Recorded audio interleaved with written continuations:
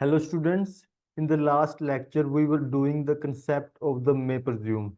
Like we saw various sections of the may presume. What do you mean by may presumptions? We saw where the act provides to the court and now it is on the discretion of the court कि उसको presume करना है या नहीं करना. Mainly the may presumptions are based upon the logic, whereas presumptions of the law are based upon the public policy. On law, it is the presumption of effect which is based upon logic, right? In the earlier lecture, we saw section 88, 89, 90, 92, 93 and section 117. अभी हमारा एक section pending रह चुका था, वो था section 119 of the BSA, जो बात करता था मे प्रिजम्पशन के साथ. अगर मैं बात करूं सेक्शन 88 बात करता था certified copies of the judicial foreign record, कि फॉरेन कंट्रीज के जो जजमेंट्स की कॉपी है, सर्टिफाइड कॉपी की प्रिजम्पशन सेक्शन 88 में थी. सेक्शन 89 में थी बुक्स, मैप्स और चार्ट्स की. सेक्शन 90 में थी ई मैसेजेस की. हमने देखा था कि टेलीग्राफिक मैसेज जो सेक्शन 88 था इंडियन एविडेंस एक्ट का, वो डिलीट हो चुका है अभी, because telegraphic messages are no longer use in India right now, right. And section जो हमारा 90 है, इट इज सेक्शन 88 ए, जो पहले 88 ए था. सेक्शन 92 एंड 93 ये बात करते थे कि 92 में था कि अगर कोई डॉक्यूमेंट 30 साल पुराना है तो उसके ऊपर आप मे प्रजम्पशन ले सकते हो. बट हमने देखा था कि यहाँ पे विल्स इंक्लूड नहीं है. अगर आपको विल्स अप्रूव करनी है, तो जो हमने पहले अप्रूविंग ऑफ द डॉक्यूमेंट में किया था, तो आपको सेक्शन 67 ऑनवर्ड्स आपको वो वाले प्रोविजंस को फुलफिल करना पड़ेगा. सेक्शन 93 बात करता था इलेक्ट्रॉनिक रिकॉर्ड के बारे में. इसमें 5 साल था कि अगर 5 साल पुराना है तो आप इसमें मे प्रजम्पशन ले सकते हो. सेक्शन 117 में था अबैटमेंट ऑफ सुसाइड, राइट. इसमें हमने देखा था कि जब हस्बैंड या उसके रिलेटिव्स के बीच में with in the 7 years of the marriage अगर लड़की सुसाइड कर लेती है और क्रूरटी वगैरह शोन हो जाती है, प्रेमा से दिखी जाती है, तो वहां पे कोर्ट में प्रजम्पशन ले सकता है. Now we move to section 119, which is the last section under the topic of the May presumptions. तो हम बात करते हैं section 119. Section 119 of the PSE, जो पहले था section 114 of the Indian Evidence Act, right? So हम इसकी section की हेडिंग एक बार देखते हैं. What does the section says? So a court may presume the existence of certain facts, which is कौन से certain facts हैं देखते हैं. The court may presume the existence of any fact which, हमने बात की थी ना कि जो may presume होते हैं ये क्या होते हैं, presumption of the fact based upon the logic, right. तो भी हम पढ़ते हैं. The court may presume the existence of any fact which it thinks likely to be happened. Which it का मतलब होगा court, right. Which court things likely to have happened, which means कि rule of prudence या rule of reasonable person लगा के, कि जहां पे लाइकली टू भी लगता है कि हो ऐसा हुआ होगा, तो वहां पे कोर्ट क्या ले लेगा, प्रिजम्पशन ले लेगा. इट मीन्स ये बात किसकी कर रहा है, लॉजिक की, कि जहां पे लॉजिक हमें अलाउ कर रहा है कि टू प्रिज्यूम कि it has likely to have been happened, तो वहां पे आप प्रिजम्पशन ले लोगे. सो यहाँ से पता लगता है कि ये लॉजिक के ऊपर बेस्ड है. Regard being had to the common course of events, तो इसको मैं ऐसे डिवाइड कर लेता हूँ कि presumption जो section 119 है, it talks about the presumptions to journal matters in relation to three things. कौन सी ऐसी 3 चीजें हैं. पहली चीज है common course of natural events. हाँ जी. फॉर एग्जाम्पल, इसी जैसे भी एक पंजाब में नहीं आया था, पंजाब में एक लेडी कांस्टेबल थी। उस लेडी कांस्टेबल की जितनी तनख्वाह थी, फॉर एग्जाम्पल कितनी तनख्वाह होती है, अराउंड 20,000, या चलो अगर काफी टाइम हो गया उन्हें जॉब करते हुए, तो 40,000 समथिंग लगा लो चाहे। तो उससे तो उसकी तनख्वाह तो थी 35-40 हजार। और उसके नाम पे उसके पास रोलेक्स वॉच थी, आईफोन था जो 1.5 लाख था, और उसके पास कोठियां थी, ट्रैक्टर वगैरह थे, राइट, घर वगैरह थे इतने महंगे महंगे। तो इससे common course of natural events में क्या दिखता है भी, इतनी सी सैलरी में इतना कुछ तो नहीं आ सकता। सो इट मीन्स कि कुछ ना कुछ करप्शन किया गया है। ठीक है। लाइकवाइज आप ऐसे एग्जांपल ले सकते हो नेचुरल इवेंट्स में, राइट। सेकंड हमारा प्रिजम्पशन है ह्यूमन कंडक्ट। ह्यूमन कंडक्ट के ऊपर आप कंजप्शन ले सकते हो। फॉर इंस्टांस, कि कोई एक मेल एंड फीमेल एक साथ एक घर में रहते थे, और आज उनके बिहेवियर से, उनकी कंडक्ट से ऐसे शो होता था कि they are the husband and wife. तो कोर्ट प्रोजम्पशन ले सकता है कि ये हस्बैंड एंड वाइफ हैं। फॉर इंस्टांस, जब हमने एग्जांपल लिया था फादर और सन का, जब हम रिलेशन की बात कर रहे थे, तो इसमें क्या चीज थी कि जहाँ पे आपका कोई रिलेशन वगैरह है, जहाँ पे फादर अपने सन को ऐसे ट्रीट करता है जब वो बार्बर के पास जाता है कि वो उसी का ही फादर है, या वो फादर अपने बेटे की स्कूल की फीस वगैरह पे कर रहा है रेगुलरली, तो वहां से क्या प्रिज्यूम होता है कि ये इसी का ही बेटा है, राइट। तो कोर्ट में प्रिज्यूम कर सकती है। ठीक है जी। कोर्ट प्रिज्यूम जरूरी नहीं है कि कोर्ट प्रिज्यूम करेगी ही करेगी। जहाँ पे हमारे पास कॉन्ट्रेरी ओपिनियंस है या कॉन्ट्रेरी एक्सप्लेनेशन है, तो वहाँ पे आप वहाँ पे आप कोर्ट को कह सकते हो कि आपसे प्रिजम्पशन आप मत लीजिए, क्योंकि इसके कुछ और भी एवरमेंट्स निकल रहे हैं, इन्फ्रेंसेस निकल रहे हैं। Third point is public and private business. Public and private business, जैसे हमने बात की थी स्पीड पोस्ट वगैरह कि वो वहां पे पहुंची जाती हैं, तो कोर्ट में प्रिज्यूम कर सकता है, राइट। तो इसके ऊपर ना,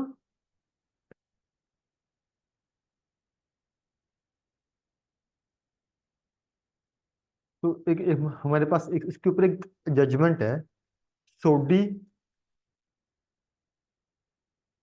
सोडी Transport Company versus State of UP. It is a case law of 1986, 86 Supreme Court. इसमें इन्होंने बताया था section 119 of the BSA, section 119 of the BSA या section 114 of the Indian Evidence Act makes it clear that court of justice are to use their common sense and experience. The court of justice are to use court courts of justice courts of justice are to use common sense and experience in judging the effect of in judging the effect of particular facts, right. सो कोई भी ऐसा आप particular rule नहीं बना सकते कि court को presumption, अगर कोई ऐसा पॉइंट आ गया तो आपको लेनी ही लेनी है। उसको अपना कॉमन सेंस और एक्सपीरियंस यूज करना है, उसे देखना है एज अ प्रूडेंट पर्सन। एक ना एक टेस्ट होता है रीजनेबल पर्सन टेस्ट या प्रूडेंट टेस्ट, कि उसे एक प्रूडेंट पर्सन की तरफ सोचना है कि क्या लॉजिक इसे प्रिजम्पशन के लिए इंक्लाइन कर रहा है या नहीं कर रहा। ठीक है। तो आपको जब भी मे प्रिजम्पशन पर क्वेश्चन आ जाए, तो आपको ये वाली केस लो लिखना ही लिखना है, इसकी एक्सप्लेनेशन को आप लिखना ही लिखना है, राइट। तो अभी हम स्ट्रेट हमारे जो इलस्ट्रेशन हैं हम उसकी तरफ मूव करते हैं। हमने बात की थी जो इलस्ट्रेशन होते हैं they are also the part of the section. बहुत बार हुआ है सेक्शन 119 के जो इलस्ट्रेशंस हैं सीधा ये उठा के आपसे क्वेश्चन पूछे गए हैं। तो मैं ये कोशिश करूंगा कि आज हम सिर्फ यही एक्सप्लेनेशन को डीप में कर ले, बिकॉज इन्हीं एक्सप्लेनेशन पे सीधा चाहे प्री पे, मेंस में और या इंटरव्यू पे में क्वेश्चन आता ही आता है। तो ये सबसे इंपॉर्टेंट सेक्शन हो जाता है हमारे लिए। तो हम इसको करते हैं। फर्स्ट हमारे पास इलुस्ट्रेशन है। हाँ जी। फर्स्ट इलुस्ट्रेशन बात करती है a man who is in possession of stolen properties soon after the theft. कि किसी के पास, एक पर्सन के पास चोरी होते के एकदम से सून आफ्टर द थेफ्ट उसके पास उस प्रॉपर्टी की पोजेशन थी। सो इससे क्या इन्फ्रेंस इम्प्लाई हो रहा है कि या तो जी वो चोर है, या तो वो चोर है, या वो क्या है कि वो अ, ऐसी स्टोलन प्रॉपर्टीज के ऊपर काम करता है। मतलब हम वैसे कह देते हैं receiver of the stolen properties. For example जैसे चोर बाजार वगैरह पे लोग होते हैं ना, तो भी इसमें धंधा करता है, राइट। तो either the thief or has receive the goods knowing to be stolen, कि उसे पता था कि ये जो गुड्स हैं वो क्या है, स्टोलन है, राइट। तो unless he can account for his possession, कि या फिर उसके पास कोई एक्सप्लेनेशन थी। फॉर एग्जांपल जहाँ पे वो पर्सन कह रहा है कि सर मैंने तो मुंह दामे जो जितनी उस चीज की वैल्यू थी, मैंने उसी उसकी उतनी ही वैल्यू से खरीदी है उस चीज को। तो वहां पे कोर्ट प्रिजम्पशन नहीं लेगा। जहां पे उस पर्सन के पास जस्टिफिकेबल एक्सप्लेनेशन है, तो वहां पे कोर्ट प्रिजम्पशन नहीं लेगा। प्रिजम्पशन कहाँ कहाँ लेगा? इसमें हमारे पास दो इंपॉर्टेंट पॉइंट्स हैं। एक है पोजेशन, एक है सून। सून आफ्टर इट मीन्स कि सून आफ्टर रिसेंटली उस पर्सन के पास पोजेशन आ गई हो। और पोजेशन का मतलब है एक्सक्लूसिव होनी चाहिए। फॉर इंस्टांस कि जहाँ पे मैं कोई चीज, जहाँ पे कोई, यहाँ पे कोई लैपटॉप चोरी करके मैं किसी यूनिवर्सिटी के हॉस्टल में ले गया। वहां पे हॉस्टल के रूम में जहाँ पे सभी पर्सन का असेस था, सभी पर्सन उस चीज को, उस उस चीज पर असेस था हर एक पर्सन का। तो that is not exclusive property. आप ऐसे नहीं कह सकते कि सर जिसका रूम है ये तो उसकी, तो फिर वही चोर है या रिसीवर ऑफ स्टोलन प्रॉपर्टी है। जहाँ पे हम ये प्रूव कर पा रहे हैं कि उस एरिया पे या उस जगह पे उस चीज पे पोजेशन सभी लोगों का था, एक से ज्यादा लोगों का था, तो वहां पे प्रिजम्पशन हम नहीं लेंगे। सून आफ्टर का मतलब है कि फॉर इंस्टांस कि अगर प्रॉपर्टी हमें एक साल बाद मिली, if the property was found 1 year after, तो प्रिजम्पशन हम ये नहीं ले लेंगे कि वो मतलब चोरी है। हम सिर्फ सिर्फ ये ले सकते हैं कि वो रिसीवर ऑफ स्टोलन प्रॉपर्टी हो सकता है, वहां पे थीफ नहीं हो सकता। तो ऐसे करके हमारे पास ये दो चीजें हैं। ये चीजें अगर मौजूद हैं तभी आप ये दोनों प्रिजम्पशन ले सकते हो। तो इसमें हमारा केस था Radha Krishna versus State of UP. Radha Krishna versus State of UP, right. जिन्होंने बताया था कि ये दो एजेंसीज फुलफिल होनी चाहिए। तो इसके बाद हमारा इलुस्ट्रेशन बी। इलुस्ट्रेशन बी बात करती है एनकम्प्लाई से। फॉर इंस्टांस कि एक किसी केस में ए, बी, सी, डी, ये चार एक्यूज पर्संस हैं। पुलिस के पास इनके खिलाफ कोई सबूत वगैरह नहीं मिल रहा, ठीक है। हम मूवीज में वगैरह में हम सुनते हैं ना कि किसी एक एक्यूज को वो क्या कह देते हैं कि तू सरकारी गवाह बन जा, सरकारी गवाह बन जा। इससे क्या होगा कि तू कबूल कर ले कि ये जो अपराध हुआ था ये मैंने और मेरे साथी बी सी डी ने एक साथ मिलकर किया था, और हमें बता भी तूने ये कैसे किया था, राइट। तो इससे क्या होगा कि हम तुझे छोड़ देंगे भी, कोर्ट में से तुझे बेनिफिट मिल जाएगा, तू तो छूट जाएगा, ये तीनों फंस जाएंगे। तो ये कह रहे हैं कि जो इसकी स्टेटमेंट है, अभी हम इसको रीड करते हैं। An accomplice is unworthy of credit, an accomplice is unworthy of credit unless he is corroborated in material particulars। इसका मतलब क्या है कि आप जो एक एविडेंस है, जो एविडेंस देगा, उसको आपको एज इट इज नहीं लेना है, आपको उसको सब्सटेंटिव वैल्यू नहीं देनी है। आपको क्या करना है, इसको प्रूव करने के लिए अदर कोरोबोरेटिंग एविडेंसेस को लेके आना है। ठीक है जी।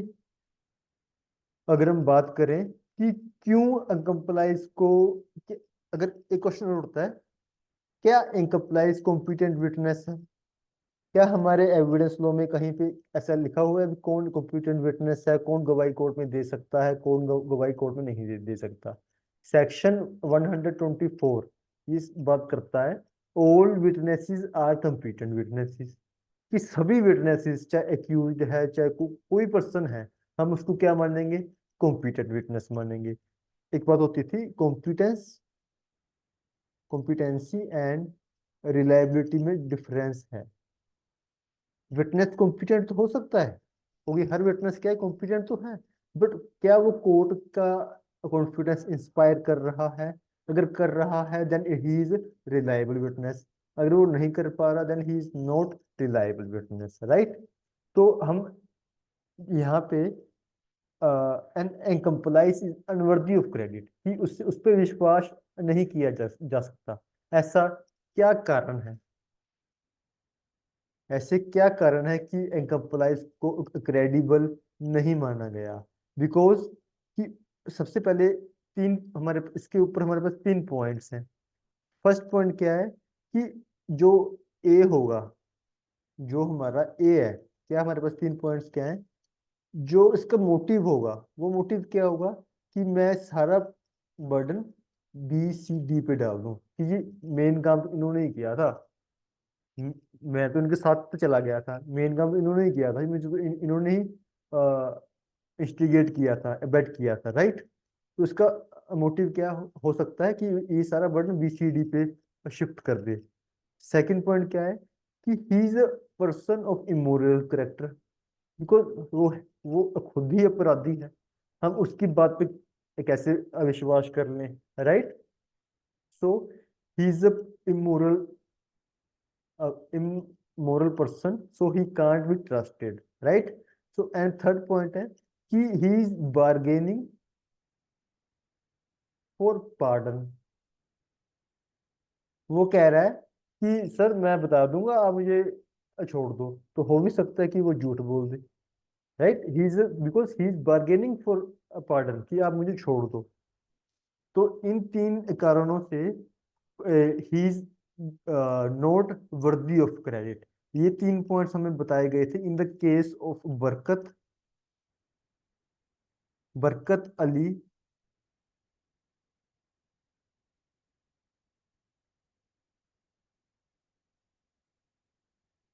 Barkat Ali versus crown. It was the case law of 1916 Privi council. ये हमें प्रीवी काउंसिल ने बताया था कि इन तीन कारणों से हम एक कंप्लाइंस की विटनेस को सीधा स्टेट वे नहीं ले लेंगे, हम क्या लेंगे, कोरोबरेटिंग एविडेंसेस को लेंगे, कि ताकि देखेंगे कि क्या कोरोबरेटिंग एविडेंस से क्या बताता है, सपोर्टिंग एविडेंस, क्या इसकी स्टेटमेंट को दूसरे एविडेंस सपोर्ट कर रहे हैं या नहीं कर रहे। अगर वो सपोर्ट नहीं कर रहे, it means he is lying, right? तो हमारे पास इसमें अगला पॉइंट था कि जो हम कोरोबरेशन करवाएंगे, जो हम कोरोबरेशन करवाएंगे, तो आप फॉर एग्जांपल कि इस केस में ए ने कहा कि सर भी ऐसे ऐसे काम हुआ था, तो डी भी ऐसे कह रहे हैं भी हाँ जी, भी इसको लगता है भी जो मुझे भी छोड़ देंगे, डी को लगता है भी मैं भी इसके हक में बोल दूं। तो ये भी फॉर एग्जांपल ये कह रहा है कि सर हम ए बी सी डी, ए कह रहा है कि सर हम चारों ने एक्स से गन खरीदी थी, ठीक है? बाद डी की एविडेंस में भी ये पता लग गया, डी ने भी ऐसा ही कहा था कि हाँ जी हमने एक्स से गन खरीदी थी, राइट। तो क्या ये कोरोबोरेट हो गया? क्या एक्म्प्लाइंस का आप एविडेंस को दूसरे को एक्यूज के एविडेंस से कोरोबोरेट आप करवा सकते हो? नो। ये हमें साफ मना किया था कि आप कोरोबोरेशन कहाँ से करवाओगे? इंडिपेंडेंट विटनेसेस को लेके आओगे। आप इंडिपेंडेंट विटनेसेस को लेके आओगे to corroborate the testimony of the accomplice witness. एक और example, for example a person जो हमारा इनकम्प्लाइज था, तो वो कह रहा है कि सर मैंने ना एक अपनी चिट्ठी लिखी थी मेरे एडवोकेट को कि भी मुझसे अपराध वगैरह हो गया, जो अभी मैं कोर्ट में भी कह रहा हूँ। तो आप उससे उस आप ऐसे करो, वो चिट्ठी एडवोकेट के पास पड़ी है, मैं आपको अलाउ कर रहा हूँ कि वो चिट्ठी आप कोर्ट में प्रोड्यूस कर दो, और वो देखो कि वहां पर भी सेम चीज लिखी हुई है, कोर्ट में भी मैं सेम चीज कह रहा हूँ, तो ये चीज कोरोबरेट हो रही है। No, it is again it is not a valid corroboration of the accomplice witness. आपको कोरोबरेट कहाँ से करवाना है? इंडिपेंडेंट विटनेसेस से, राइट। तो ये बात हमें बताई गई थी। State of Tamil Nadu versus Suresh, state of Tamil Nadu versus Suresh, it is a case law of 1998 supreme court. जो मैंने आपको पहले बताया था कि जहाँ पे को एक्यूज पर्सन अपनी गवाही दे रहा है, तो इस पे अंदर केस है। यहाँ मैं लिख देता हूँ, Mahadev versus king, it is the case law of 1936 Privi council. इसमें बताया गया था कि इट इज कि आपको कोरोबरेशन ऑफ को एक्यूज के एविडेंस से आप कोरोबरेशन नहीं करवा सकते, आपको इंडिपेंडेंट विटनेसेस को लेके आना है, राइट। तो एनकम्प्लायंस के ऊपर हमेशा एक क्वेश्चन आता ही आता है आपको ना। एक तो हमने इसको रेड विद किया सेक्शन 124 के साथ, जहाँ पे हमें पता लगा भी it is the accomplice is also a competent witness. एक आपको सेक्शन रीड करना है, सेक्शन 138। सेक्शन 138 क्या कहता है? An accomplice shall be a competent witness, same चीज, अगेंस्ट एन एक्यूज्ड पर्सन, मतलब कि वो कॉम्पिटेंट विटनेस होगा अगेंस्ट द एक्यूज्ड पर्सन, कि a person B C D के ऊपर भी एविडेंस दे सकता है, चाहे although he is also an accused person, and conviction is not illegal, आपकी कन्विक्शन उसके बेसिस पे इलीगल नहीं होगी if it is proceeded upon the corroborated testimony of an accomplice। it means कि तब इलीगल नहीं होगी जब उसके ऊपर corroborated evidences आपने लिए हैं। सो इंडियन एविडेंस एक्ट में पहले क्या था? इंडियन एविडेंस एक्ट में सेक्शन 133 में क्या था? उसमें क्या लिखा हुआ था कि आपको कोरोबोरेशन करवाने की कोई जरूरत नहीं है। तो पहले क्या होता था, जो इलुस्ट्रेशन बी ऑफ सेक्शन 114, क्या हो रहा है, सेक्शन 114 की इलुस्ट्रेशन बी एंड सेक्शन 133 में कॉन्फ्लिक्ट था। ये कहते थे कि आपको कोरोबोरेशन करवानी ही करवानी है, ये कहते थे कि आपको कोई जरूरत नहीं है। तो अभी तो अभी जो हमारा लॉ है, जो अभी लॉ है वो क्या है कि सेक्शन 119 की इलुस्ट्रेशन बी क्या कहती है कि आपको करवानी ही करवानी है, एंड सेक्शन 138 ऑफ बीएसए क्या कहता है कि आपको करवानी ही करवानी है। तो पहले जो कन्फ्लिक्ट था, अभी वो कोई कन्फ्लिक्ट नहीं है, राइट। तो ये चीज, ये मेजर चेंज किया गया है सेक्शन 138 में। तो इसमें अभी इफ से एंड से लेके कन्विक्शन से लेके इंकम्प्लेस तक इसको रीअफ्रेज किया गया है। जो इसके अंदर ये कॉन्फ्लिक्ट था ना, इसको सोल्व किया था, केस आया था Dagdu versus State of Maharashtra. It was the case law of the 1977 supreme court. इन्होंने बताया था कि कोई कॉन्फ्लिक्ट नहीं है जी, ये कह रहा है भी आपको करवानी है, ये कहता है आपको भी नहीं करवानी, कोई कोई कॉन्फ्लिक्ट नहीं है इन्होंने कहा कि जहां पे इनकम्प्लाइज का एविडेंस सफिशिएंट है, कोर्ट का कॉन्फिडेंस इंस्पायर कर रहा है, देन आपको कोई जरूरत नहीं है। बट जहां पे कोई डाउट अराइज हो रहा है कंप्लाइंस की विटनेस के ऊपर, तो आपको सेक्शन 114 रूल ऑफ प्रूडेंस की बात करता है कि जहां पे आपको कोई डाउट हो रहा है तो आप कोरोबरेटिंग एविडेंसेस को ले लीजिए। बट अभी तो हमें साफ साफ कह दिया कि आपको कोरोबरेटिंग एविडेंस को लेना ही लेना है, right.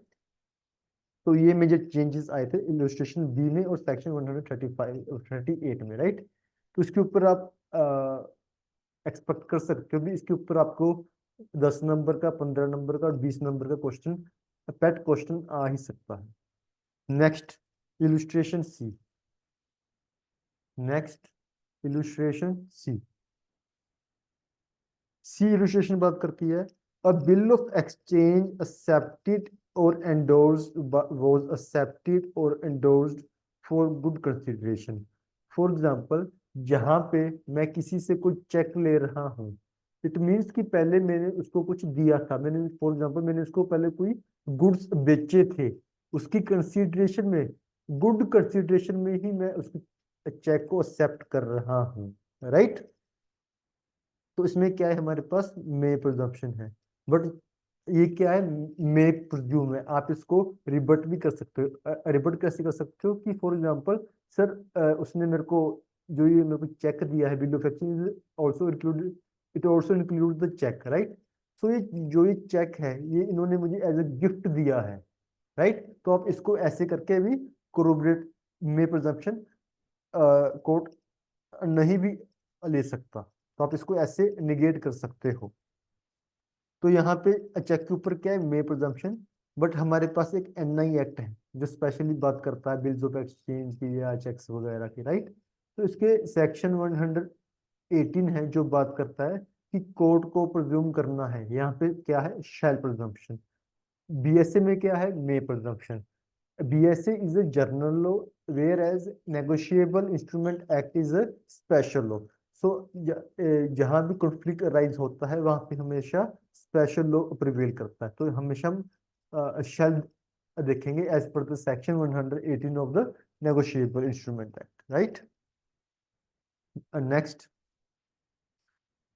Illustration D. Illustration D क्या बात करती है, thing or state of things. State of things means हालात ऐसे हो चुके थे, which has been shown in existence within the period. फिर से रीड करते हैं, a thing or state of things which has been shown to be in existence within a period shorter than that within which such things or state of things usually cease to exist is still in existence. For example, कि जहाँ पे कोई custom है, हम custom के ऊपर court क्या presumption लेता है, सेक्शन 119 में प्रिजम्पशन लेता है कि कोई कस्टम जो चलता आ जा रहा है, हम उसको प्रिज्यूम करेंगे कि वो कस्टम अभी भी चल रहा है, अनलेस की अदर पार्टी उसको डिस्प्रूव कर देती है कि सर ये अभी ये प्रिवेल नहीं कर रहा है वो कस्टम। बट कोर्ट क्या लेके चलेगा, प्रिजम्पशन लेके चलेगा, मे presumption, right.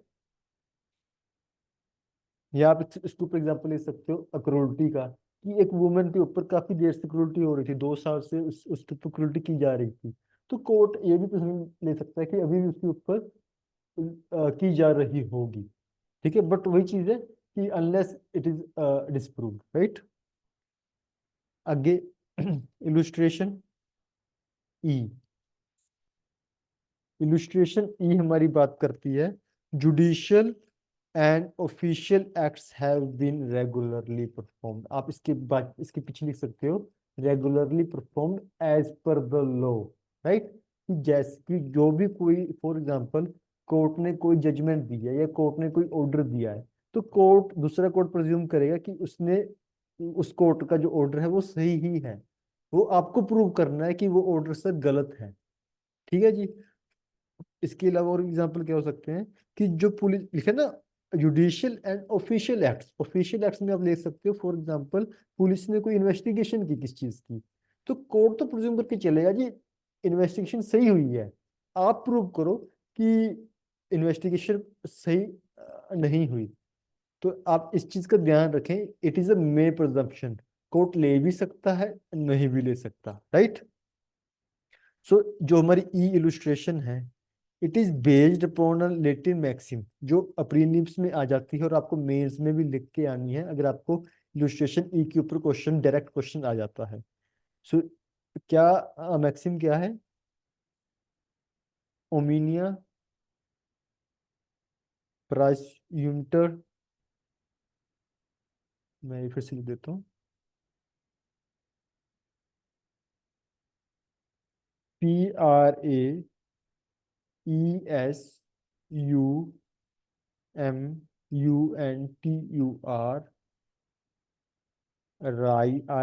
RITE, at सोलिमिटर, SOLEMNITUR,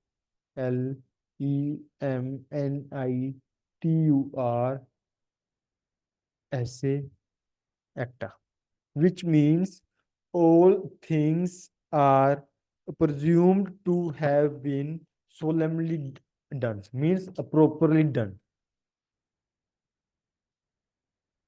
ठीक है जी।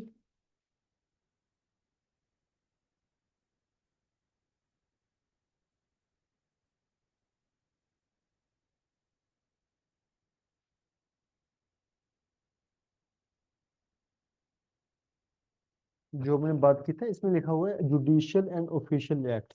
तो एक हमारे पास केस था Harpal Harpal Singh Harpal Singh versus UT Chandigarh. It is case of 1978, Punjab and Haryana high court.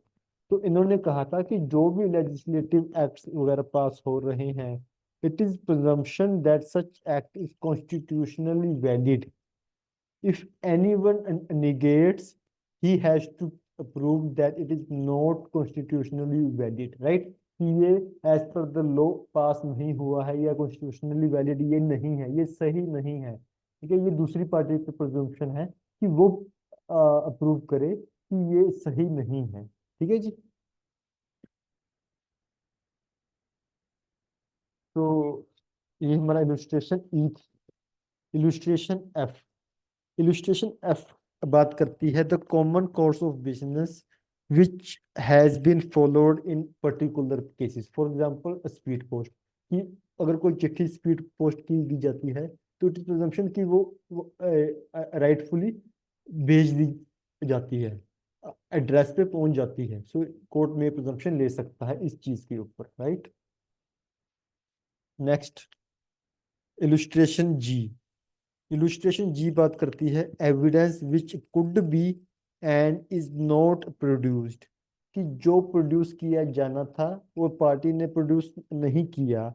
Would if produced, अगर वो प्रोड्यूस किया जाता। Be unfavourable to the person who withholds it. It means कि जो पर्सन भी पेश करना था नहीं किया, अगर वो कर देते तो जो पर्सन ने विदहोल्ड छुपा रखा है तो उसके अनफेवरेबल में था, मतलब उसके एडवर्स में ही जाता था। तो डेट्स वाई हम ये प्रिजम्पशन लेते हैं कि अगर कोई विटनेस, अगर कोई एक पार्टी कोई एविडेंस को नहीं लेके आ रही, तो हम प्रिज्यूम कर लेंगे कि वो उसके खिलाफ जा रही थी तभी वो नहीं लेके आया। फॉर एग्जाम्पल, कोई किसी घर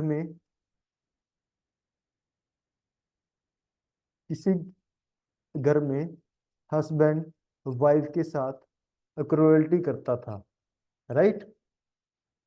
फॉर एग्जांपल वाइफ ने केस डाला कि हस्बैंड मेरे साथ तो क्रुएल्टी करता है। इस घर में एक मेड भी रहती थी, ठीक है, जो वहीं पे रहती थी।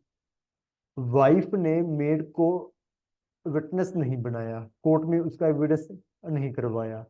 सो कोर्ट ये और इस पर से तो कोर्ट ये प्रिजम्पशन ले सकता है कि आप made is an important witness in the case जहाँ पे घर के अंदर ही क्रुएल्टी हो रही है, उससे उसके अलावा कोई विटनेस कोई होगा ही नहीं, कोई एविडेंस होगा ही नहीं। और जहाँ पे प्रोसिक्यूशन इस मटेरियल विटनेस को नहीं लेके आ रहा, तो कोर्ट ये प्रिजम्पशन ले लेगा कि अगर इसको ले आते तो ये हस्बैंड के फेवर में बोलती, कि वो बोलती नहीं सर, वाइफ की ऐसा कुछ नहीं है, कोई हस्बैंड कोई क्रूरटी वगैरह नहीं करता। तो कोर्ट एडवर्स प्रिजम्पशन ले सकती है। It was the case law of Sawal Das versus State of Bihar, Sawal Das versus State of Bihar, 1974 supreme court. ठीक है जी। नेक्स्ट, जहाँ पे हम बात कर रहे हैं कि जहाँ पे आप non production of the material witness, उसके ऊपर केस है Pratap Singh, Pratap Singh versus State of MP. It was a case law of 2006 supreme court, कि जहाँ पे आप मटेरियल विटनेसेस को कोर्ट में नहीं लेके आ रहे, तो so court can take adverse presumption कि अगर वो ले आते तो वो अनफेवरेबल होता, तभी वो पर्सन लेके नहीं आ रहा है, राइट। एक और एग्जांपल, कि फॉर एग्जांपल कोई मनी लेंडर है, मनी लेंडर ने केस फाइल कर दिया कि सर कि उस पर्सन, वो पर्सन मेरे मुझे पैसे नहीं वापस कर रहा। और मनी लेंडर अपने जो अकाउंट बुक्स हैं मेन, जिससे प्रूव होगा, from which he can prove that A has taken loan, कि ए पर्सन ने लोन लिया था, वो अकाउंट बुक सिंध कोर्ट में प्रोड्यूस कर रहा, जो उसको करनी चाहिए थी। तो हम क्या ले लेंगे, कोर्ट एडवर्स प्रिजम्पशन ले लेगा कि कोई ए ने कोई पैसा वगैरह नहीं देना, राइट। तो ये था हमारा illustration ji.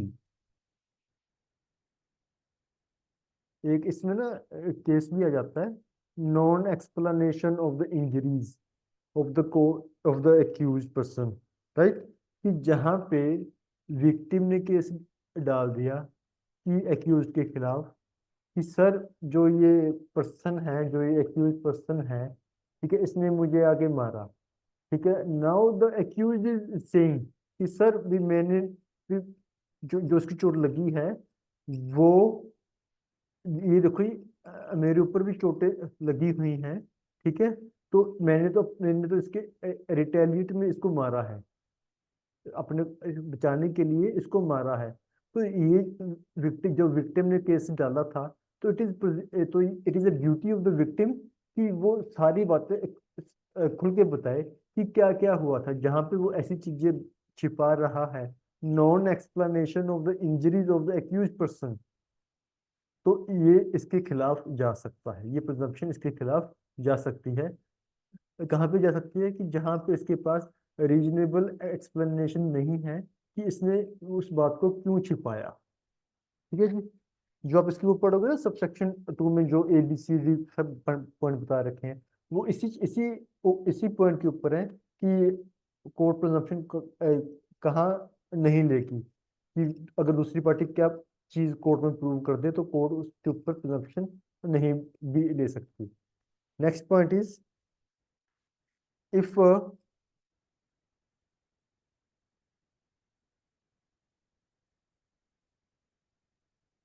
if a man refuses to answer a question which he is not compelled to answer by law, compelled to answer by law, the answer is given would unfavorable to him. For example, इसमें बात करते हैं कि जहाँ पे कोई witness से किसी किसी पार्टी से कोई क्वेश्चन पूछा गया, कोर्ट ने कुछ क्वेश्चन पूछा, तो वो पर्सन जवाब देने से मना कर रहा है, तो कोर्ट उसके ऊपर एडवर्स प्रिजम्पशन ले लेगी कि आप इसीलिए नहीं बता रहे कि अगर आप बता दोगे तो आपके उसके खिलाफ जा सकता है। फॉर एग्जांपल, जहाँ कोर्ट कह रहा है, जहाँ पे मुझे कोर्ट ने कहा भी जो ये गन थी या नाइफ थी, इसके ऊपर जो फिंगरप्रिंट्स है, हमने आपसे भी फिंगरप्रिंट्स लेने हैं ताकि हम मैच कर पाए। तो जहाँ पे मैं फिंगरप्रिंट्स देने से मना कर रहा हूँ, तो वहां पे कोर्ट क्या कर सकती है, एडवर्स प्रिजम्पशन ले सकती है कि ये आपके ही हैं। लाइकवाइज, कि जहाँ पे मैं अपना डीएनए टेस्ट, ठीक है, या कोई भी अपना फिंगर इम्प्रेशंस हो गए, अंगूठा फिंगर इम्प्रेशंस हो गए, हैंड राइटिंग होगी, जहाँ पे मैं ऐसी चीजों को मना कर रहा हूँ, तो वहां पे कोर्ट एडवर्स प्रिजम्पशन ले सकती है। Also in the cases of the test identification period, जहाँ पे मैं खुद प्रेजेंट नहीं हो रहा, तो वहां पे कोर्ट क्या कर सकती है, प्रिजम्पशन, एडवर्स प्रिजम्पशन ले सकती है।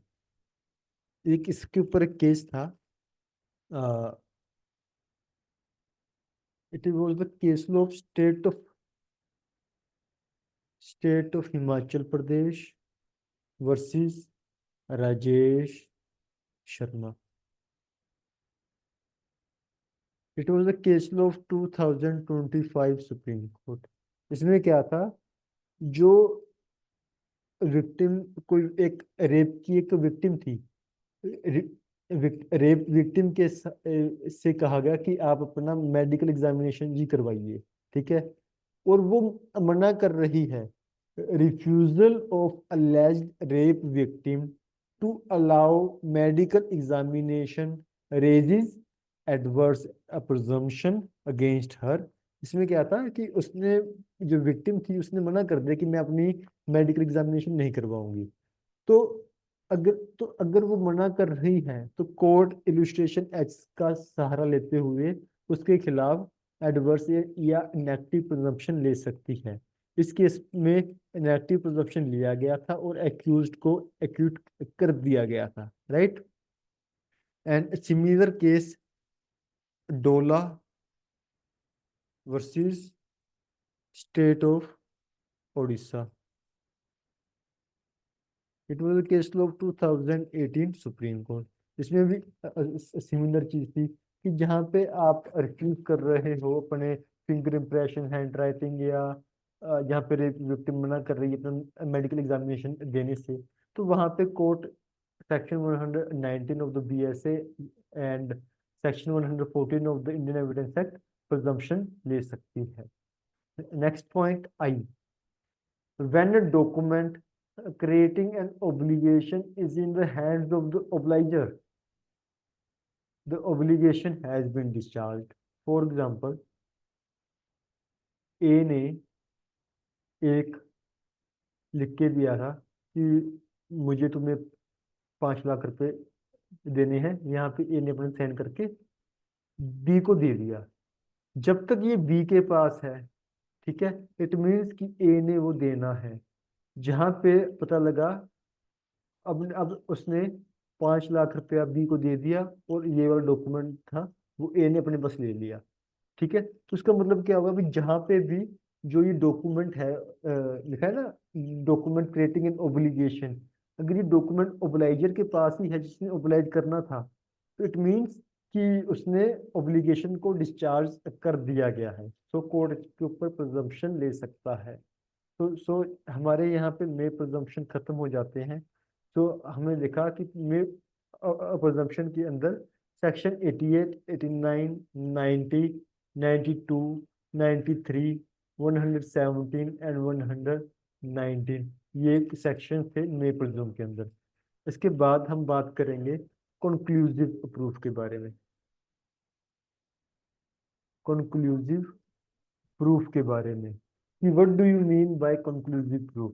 हमने बात किया था कि जहाँ पे एक फैक्ट के प्रूव होने के ऊपर आप दूसरे फैक्ट को प्रूव्ड मान लेते हो, और जहाँ पे आप कोई उसको रिबट करने के लिए प्रिजम्पशन, इसको रिबट करने के लिए एविडेंसेस भी अलाउ नहीं कर रहे, तो उसको क्या मानते हैं कि they are the conclusive proofs, कि तो it is the presumption of the law, it is presumption of law which is based upon public policy।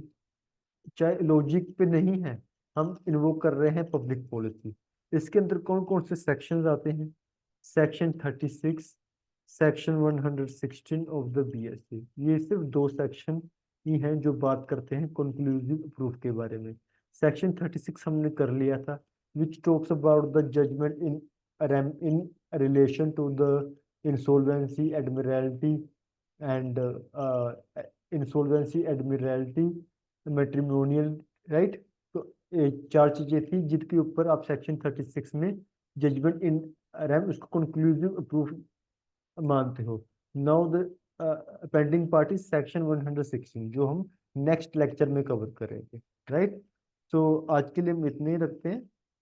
Thank you very much. अगर किसी को कोई भी डाउट वगैरह आता है तो आप वीडियो के कमेंट बॉक्स में या डिस्क्रिप्शन में आपके पास हमारे कॉन्टैक्ट नंबर्स हैं, आप उसके ऊपर भी व्हाट्सएप या कॉल करके आप कोई भी आपकी कोई क्वेरी है, आप वो उसके आंसर्स वगैरह ले सकते हो, right. Thank you very much.